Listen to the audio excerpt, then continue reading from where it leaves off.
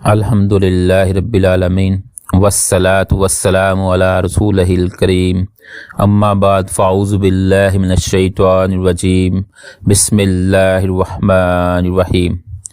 یہ شہادت والا کلمہ جو ہم پڑھتے ہیں جب ہم کسی کو مسلمان کرنا ہو تو یہ کلمہ پڑھاتے ہیں، وہ کون سا کلمہ ہے؟ اشہد اللہ الہ الا اللہ وحدہ لا شریک لہ واشہد ان محمدًا عبدہ ورسولہ۔ تو اس کا ترجمہ کیا ہے، اس کا مطلب کیا ہے وہ بھی سمجھ لیتے ہیں کہ میں گواہی دیتا ہوں اشہد اللہ الہ الا اللہ کہ اللہ کے علاوہ کوئی الہ نہیں ہے، میں اس بات کی گواہی دیتا ہوں۔ وحدہ لا شریک لہ، وہ واحد لا شریک ہے، اس کا کوئی شریک نہیں ہے۔ شریک کا مطلب آپ سمجھتے ہیں کہ پارٹنر، کوئی بھائی، کوئی بیوی، کوئی باپ، یعنی ایسی کوئی شراکت اللہ تعالیٰ کی نہیں ہے۔ وہ واحد لا شریک ہے، اس کا کوئی بھی شریک نہیں ہے۔ واشہد ان محمدًا عبدہ ورسولہ، اور میں اس بات کی بھی گواہی دیتا ہوں کہ محمد رسول اللہ صلی اللہ علیہ وآلہ وسلم اللہ تعالیٰ کے بندے ہیں اور اس کے رسول ہیں، عبد ہیں اور رسول ہیں۔ تو میرے عزیز بھائیو، اللہ تعالیٰ کے بھائی نہیں ہیں، تو جو بھائی محبت میں آ کر پیارے نبی کو اللہ تعالیٰ کا بھائی بنا دیتے ہیں تو وہ بھی شرک کرتے ہیں، ان کو اپنا عقیدہ درست کر لینا چاہیے۔ تو اللہ تعالیٰ کا کوئی بھائی نہیں ہے، اللہ تعالیٰ کا کوئی بیٹا نہیں ہے، اللہ تعالیٰ واحد لا شریک ہے۔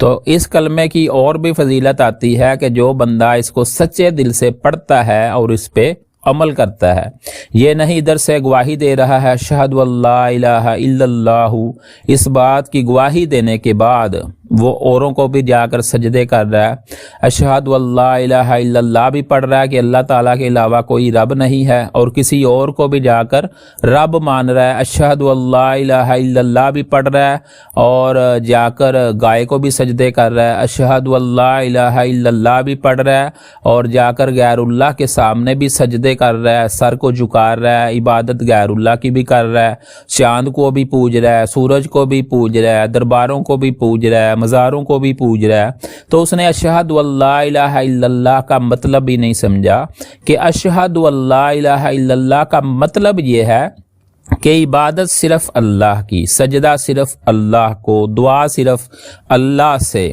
رکوع صرف اللہ کو، قیام صرف اللہ کو، استغفار صرف اللہ سے، توبہ صرف اللہ سے کی جائے، معافی اللہ تعالیٰ سے مانگی جائے، جنت کا سوال اللہ تعالیٰ سے کیا جائے، جہنم سے آزادی اللہ تعالیٰ سے مانگی جائے، اللہ تعالیٰ کے علاوہ کسی کو اپنا رب تسلیم نہ کیا جائے۔ یہ اس کا مطلب ہے کہ اشہد اللہ الہ الا اللہ وحدہ لا شریک لہ، اللہ کو واحد لا شریک سمجھا جائے کہ اس کا کوئی بھی شریک نہیں ہے۔ کوئی بھی بندہ خواہ وہ جتنا مرضی درجہ مقام رکھتا ہو، وہ اللہ تعالیٰ کا شریک، اللہ تعالیٰ کا پارٹنر نہیں ہے، اللہ تعالیٰ اکیلا ہے، واحد ہے، لا شریک ہے۔ تو میرے بھائیو، اس کے ترجمے کو سمجھو۔ وَأَشْهَدُ أَنَّ مُحَمَّدًا عَبْدُهُ وَرَسُولُهُ، اور محمد رسول اللہ صلی اللہ علیہ وسلم اللہ تعالیٰ کے بندے ہیں اور اس کے رسول ہیں، اس کے پیغمبر ہیں، اس کا پیغام دنیا تک لے کر آئے ہیں۔ اللہ رب العزت نے ان کی ڈیوٹی لگائی تھی کہ میرا پیغام تو نے دنیا تک پہنچانا ہے، تو ہمارے پیارے نبی نے بڑے ہی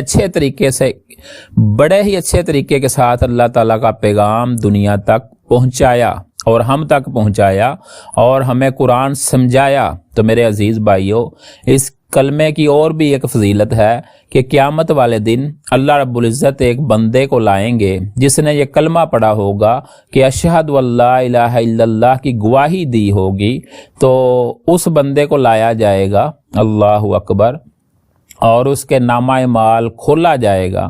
تو اس میں بہت زیادہ غلطیاں، بہت زیادہ گناہ، حدیث میں آتا ہے کہ 99 رجسٹر اس کے گناہوں کے ہوں گے، 99 ایک کم 100 رجسٹر اس کے گناہوں کا ہوگا اور بڑے لمبے چوڑے رجسٹر ہوں گے، جہاں تک نظر جاتی ہے حدیث میں آتا ہے اس کے گناہوں کے رجسٹر ہوں گے، اور وہ بندہ بڑا پریشان ہوگا۔ اللہ تعالیٰ اس سے پوچھے گا کہ بتا میرے بندے، فرشتوں نے تیرے ساتھ کوئی ظلم تو نہیں کیا؟ تو وہ اقرار کرے گا کہ نہیں اللہ تعالیٰ، میں نے یہ سب گناہ کیے ہیں، فرشتوں نے میرے ساتھ کوئی زیادتی نہیں کی، یعنی لکھنے والے فرشتوں نے، منکر اور نکیر نے۔ تو اللہ تعالیٰ فرمائیں گے آج تیرے ساتھ ظلم نہیں کیا جائے گا۔ اس کے 99 رجسٹر گناہوں والے اللہ رب العزت فرمائیں گے کہ اس کا نامہ اعمال میں اور دیکھو اور کیا ہے، تو اور دیکھا جائے گا ایک پرچی نکل آئے گی جس پر لکھا ہوگا کہ اشہد اللہ الہ الا اللہ وحدہ لا شریک لہ واشہد ان محمدن عبدہ ورسولہ۔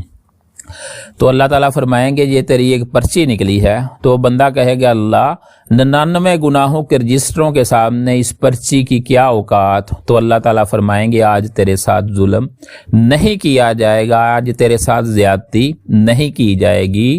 فرشتوں کو حکم دیا جائے گا کہ ان کو میزان میں لے جاؤ اور جا کر ان کا وزن کرو، کیونکہ اس بندے نے اس بات کی گواہی دی تھی کہ اللہ کے علاوہ کوئی رب نہیں ہے۔ اس گواہی پر وہ ڈٹا رہا، اس نے شرک نہیں کیا، ہاں اور اس سے گناہ ہوئی اور اس سے گناہ ہوئے، زیادتیاں ہوئیں، لیکن شرک نہیں کیا اس نے۔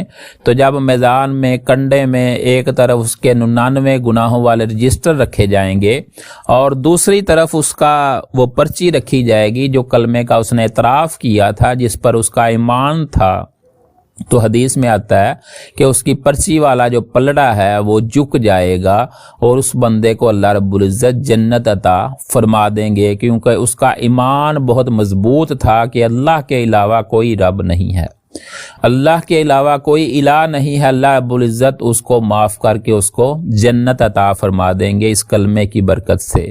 میرے بھائیو، اس کلمے کا ترجمہ سمجھو، اس پہ عمل کرو، اس پر یقین پختہ کر لو کہ اللہ کے علاوہ کوئی بھی عبادت کے لائق نہیں ہے، اور اللہ تعالیٰ کے علاوہ کوئی بھی رب نہیں ہے، کوئی بھی مالک نہیں ہے، کوئی بھی خالق نہیں ہے۔ صرف اللہ تعالیٰ ہی ہمارا رب ہے، اللہ تعالیٰ ہی ہمارا الہ ہے، اللہ تعالیٰ ہی ہمارا رحمان ہے، رحیم ہے، کریم ہے۔ تو حدیث میں آتا ہے اللہ رب العزت کے 99 نام ہیں۔ کتنے نام ہیں؟ 99۔ ایک کم 100 نام ہے۔ تو جو بندہ ان کو یاد کرے گا وہ بندہ جنت میں جائے گا۔